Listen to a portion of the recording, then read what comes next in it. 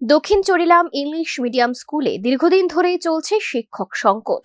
অভিভাবকদের অভিযোগ, নার্সারি থেকে পঞ্চম শ্রেণী পর্যন্ত পড়াশোনা চালাতে প্রধান শিক্ষক সহ মাত্র 4 জন শিক্ষক শিক্ষিকা রয়েছেন।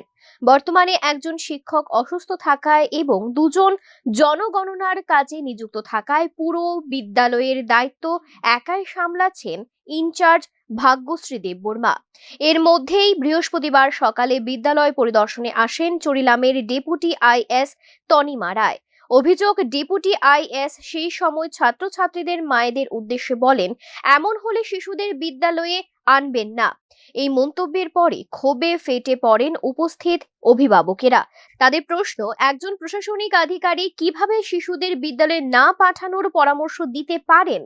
এমন মন্তব্য করার নির্দেশ তাকে কে দিয়েছেন বলেও প্রশ্ন তোলেন তারা। আপনারা হেল্প করুন, বাচ্চাদের প্রথমেই ডিসিপ্লিন, পাংচুয়ালিটি এগুলি করতে আমি বলেছি। আমার ছেলেও তো ছোটবেলায় এরকম 6:30টায় গেছে। আপনারা হেল্প করলে নিশ্চয়ই উঠতে পারবে। আসা না আসার কোনো কথাই হয় না। টিচার সমস্যা রয়েছে, টিচার সমস্যা রয়েছে, আপনারা তো বিষয়টা দেখতে পারেন। হ্যাঁ, এটা দেখা হচ্ছে অ্যাকচুয়ালি টিচার সমস্যার জন্যই একসঙ্গে হয়েছিল, সিঙ্গেল শিফটে হয়েছিল। কিন্তু তারপর রুমে বালবাটিকা যখন শুরু হলো, রুমের সমস্যার কারণে আবার ডাবল শিফটে হয়েছে।